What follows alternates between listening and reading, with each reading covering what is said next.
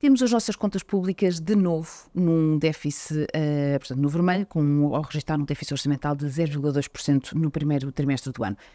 Isto já faz soar novamente os sinais de alarme? Bem, eu creio que os determinantes deste déficit neste período teve essencialmente a ver com uma subida das despesas que as receitas não acompanharam, nomeadamente a questão da subida das pensões e uma boa parte da despesa com os salários. Não é? Creio que uma das razões também que este número sobressai é porque nós no período homólogo, tivemos um superávit histórico que não se verificava desde o ano 2000, se não estou em erro, e creio que foi por isso que este número ganhou mais destaque. É óbvio que a sustentabilidade das contas públicas é fundamental. Se não fosse, ou seja, se nós olharmos para 2022, se não estou em erro, cada português pagou em média, cerca de mais de 400 euros pelos juros da dívida pública. Em 24, aquilo que estava no Plano de Estabilidade e Crescimento apresentado pelo Ministro Medina no ano passado, cada português iria pagar mais de 700 euros, apesar da histórica consolidação orçamental que houve. O que é certo é que, com a subida das taxas de juros, estes encargos obviamente que aumentam.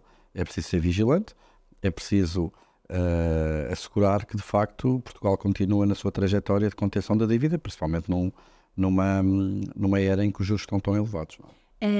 Tradicionalmente, com exceção, como dizia bem, do primeiro trimestre do ano passado, que teve de facto um excedente histórico, é tradicional que as contas públicas entrem no vermelho no primeiro trimestre deste ano. Mas, ao contrário de outros anos, nós temos aqui um conjunto. Houve uma mudança de executivo, portanto, uma introdução de novas medidas, nomeadamente até do ponto de vista fiscal, que entrarão em vigor e, portanto, a baixa de IRS...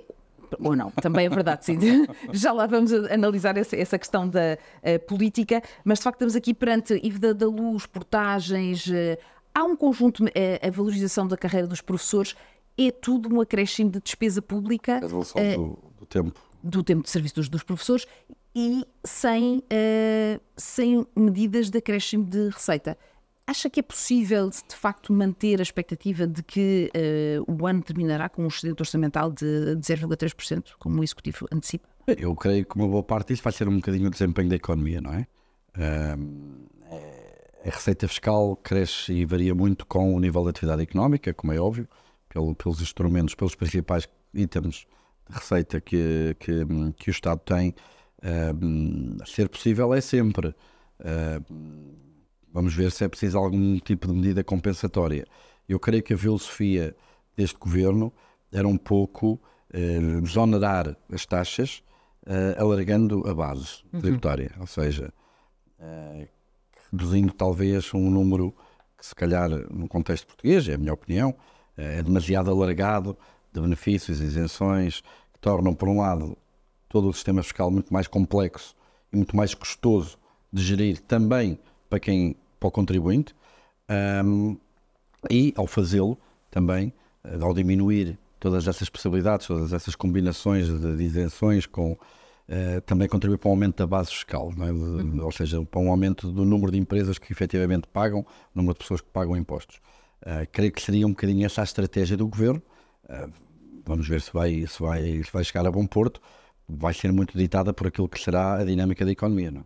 E a sua expectativa relativamente à dinâmica da economia, tendo em conta aquilo que tem sido o comportamento das exportações? É verdade que o mercado de trabalho com boas notícias por enquanto ainda. O que é que vê nessa... Sabe que os economistas são famosos por terem conseguido prever 5 das últimas 2 recessões, não é? Nós estamos sempre a dizer que o diabo está à espreita. Eu confesso que tenho-me surpreendido pela positiva, porque, vamos lá ver, a política monetária tem um efeito desfasado na economia. Ou seja, o Banco Central Europeu sobe as taxas de juros para, não sejamos ingênuos, retirar poder de compra a famílias, empresas arrefecer a economia e governos, para abrandar o nível de atividade económica, para deixar de haver tanta pressão sobre os níveis de preços, mas esse efeito não é imediato. Aliás, basta ver, por exemplo, no caso dos portugueses, que têm empréstimos a taxa de juros variável, o indexante muitas vezes é 6 meses ou 12 meses, por isso está sempre só atualizado a cada 6 ou 12 meses. Por isso há ali um período de desfazamento entre o que são as subidas das taxas de juros e o que é o impacto no nível de atividade económica. Pois bem, quer dizer, se nós olharmos se nós até setembro do ano passado, aquilo que nós víamos é que, se olhássemos para trás, e sabendo que a política monetária tipicamente exerce o seu impacto 12 a 18 meses após a subida das taxas, nós ainda tínhamos o grosso da subida das taxas, não é, para sentir. Tipicamente sentiria 12 a 18 meses depois. Por isso eu estive muito mais pessimista relativamente ao desempenho da economia neste primeiro semestre e primeiro trimestre que aquilo que a economia acabou por mostrar. Por isso, estas previsões valem o que valem. A economia portuguesa, e não só, tem mostrado uma resiliência, mas sobretudo a portuguesa, tem mostrado uma resiliência muito surpreendente em termos de nível de atividade económica. Mas lá está, quer dizer, tudo pode mudar de um momento para o outro, enquanto os níveis de desemprego se mantiverem muito baixos, o nível de desemprego se mantiverem elevados, creio que tudo isto irá correr bem, se quisermos pôr as coisas desta maneira. O perigo, obviamente, é que uma escalada do desemprego mude tudo muito depressa. Mas à partida, no caso, já que estamos a falar aqui dos juros, acha que é expectável que de facto o BCE continue o seu ritmo de descida dos juros deste ano com um alívio adicional nas finanças das famílias, ou de facto precisamente porque a economia não está a desacelerar, se calhar, ao ritmo, nem os preços estão a desacelerar ao ritmo que o BCE gostaria que estivessem? Eu acho que é mais o segundo fator. Isto aconteceu nos Estados Unidos, houve uma aceleração da inflação que depois subiu um bocadinho. Mas a Fed teve que suster essa descida.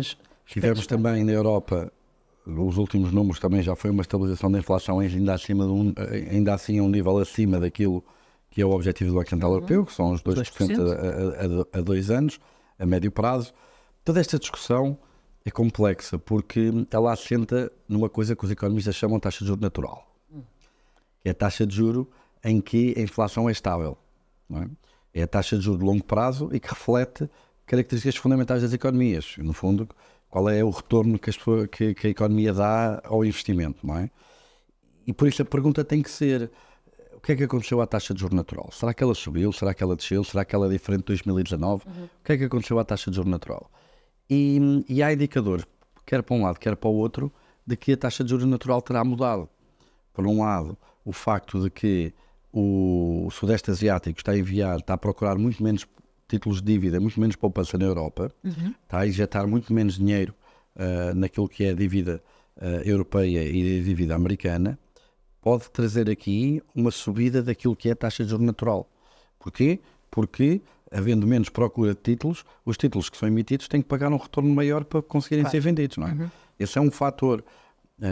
Outro fator também pode estar a ver com as dinâmicas demográficas. Não é? Porque se nós temos uma maior proporção das pessoas em meia-idade do que em idade jovem, as pessoas em meia-idade, ali dos 45 a 55 anos, são as pessoas que têm maior disponibilidade monetária, são tipicamente as pessoas que efetivam poupança.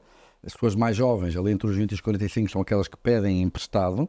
Se há menos procura e mais oferta de fundos, a taxa de juros também tende a descer. Tende a descer. Mas essa transição demográfica que tem sido a caracterização da economia tem-se abrandado. E esse efeito pode estar a desaparecer. Por outro lado, o aumento da longevidade faz com que as pessoas mais velhas, haja uma proporção de pessoas mais velhas maior, tipicamente têm taxas de poupança mais baixas, o que faz, por outro lado, que, havendo menos poupança, que aumenta a taxa de juros. Por outro lado, tivemos a questão do Covid e da pandemia, que trouxe uma aceleração da digitalização que sugeriria um aumento da produtividade das empresas. E o aumento da produtividade das empresas aumenta a rentabilidade dos investimentos, por sua vez aumenta o valor da taxa de juros natural. Por isso, há aqui uma incerteza enorme sobre a taxa de juros natural. Eu vi estimativas recentes sobre o que é a taxa de juros natural.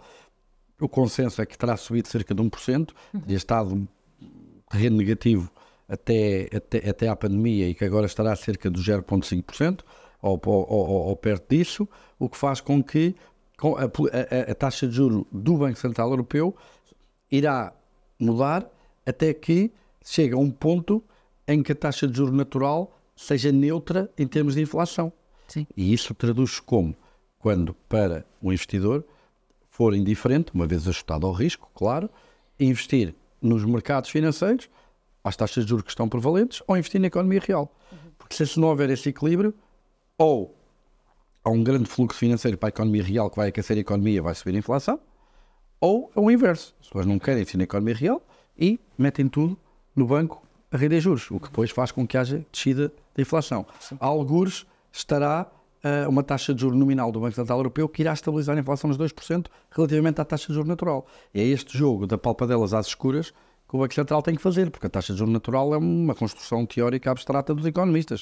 Não é uma coisa que a gente pode ir à realidade e medir. Exato. Por isso, nesse sentido, o que o Banco Central Europeu irá fazer é irá baixando as taxas enquanto a inflação não atingir não entrar numa trajetória estável.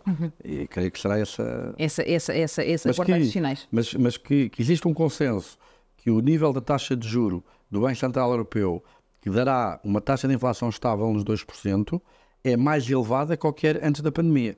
Apesar de haver aqui fatores de sinais contrários, tudo junto, novos fora, não é? Como costuma dizer, a expectativa dos economistas é que a taxa de juro natural tenha subido e, consequentemente, a taxa de juro nominal do BCE, que assegura uma inflação de 2%, também ela terá subido. Por isso, 3,45 parece-me elevado relativamente àquilo que será a taxa de juros de longo prazo, mas creio que não voltará ao território negativo ou de zero, ou perto disso, que era antigamente.